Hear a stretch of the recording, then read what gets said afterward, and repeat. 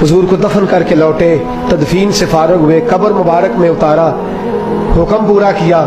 कहते हैं वापस आए तो जनाब अनस से सैयदा फातिमा कहने लगी, अनस तूने भी मेरे रसूल पे मिट्टी डाली है, अनस तेरी जुर्रत हो गई थी। फरमाते उस वक़्त फातिमा का पहला आंसू गिरा और फिर 6 महीने हुजूर के बाद हयात रही, मैंने उसके आंसू गिरते देखे। लोग सो जाते, वो हुजूर के रोज़े पे जाके बैठ जाती। कहते मैं समझाता बहलाता, लेकिन फातिमा कहती अली सब्र अपनी जगह, कर्म अपनी जगह। और मैं तुझे क्या बताऊं, बहन भाई पहले सारे चले गए, वालदा पहले छोड़ गई, अब हुजूर अलैहिस्सलातु सलाम ने भी पर्दा डाल लिया है, मुझे चार और जानिब कुछ दिखाई नहीं देता। कहते 6वां महीना था हुजूर के विसाल को।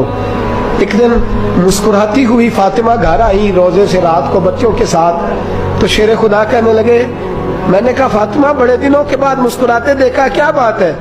तो कहने लगी अली आज मेरी आंख लग गई थी, मुझे हुजूर ख्वाब में मिले हैं, तो मुझे हुजूर ने कहा है तू रोती क्यों है? तो मैंने कहा महबूबा मेरा दिल नहीं लगता। तो फरमाया बेटी तैयारी कर, तू मेरे पास आने वाली है। हजरत अली फरमाते बस फातिमा बीमार हुई, चंद दिन गुजरे तो मुझे बुलाया, तो कहने लगे अली वक्त जाने का आ गया है, ये अली के घर की है इज्जत अली से सुनते, नबी के घर की है इज्जत नबी से सुनते। वो जिसने मुअज़्ज़ज़ किया घराने को, हुसैन पाल के जिसने दिया जमाने को, जाने का वक्त आ गया है अली। पहली बात तो यह है कि हुजूर की नवासी जनाब उमामा से शादी कर लेना, वो हुजूर को बड़ी प्यारी है। और दूसरी बात यह है कि मेरे हसन हुसैन इनका खास ख्याल रखना।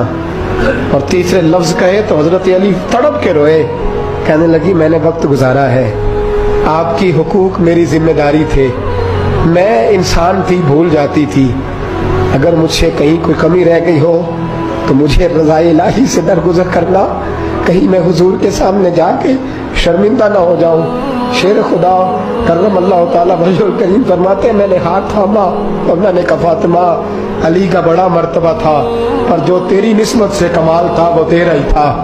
तू कैसी बात करती है, तूने तो हद कर दी, शहजादी होके मेरे घर में खादिमों की तरह रही। हजरत फातिमा रज़ियल्लाहु ताला अन्हा का दूसरा हुक्म ये हुआ कि मुझे रात को दफनाया जाए। और फरमाया मेरे पहले मदीने में ऐसा नहीं होता था, ये हजरत फातिमा ने सबसे पहले कहा। फरमाया मेरी चारपाई के साथ लगा के ना शाखें, चारपाई के साथ तो ऊपर लगा के उन्हें ऊपर से बांध देना, और उन शाखों के ऊपर एक कपड़ा डालना, मेरे कफन पर भी किसी की नजर न पड़ जाए।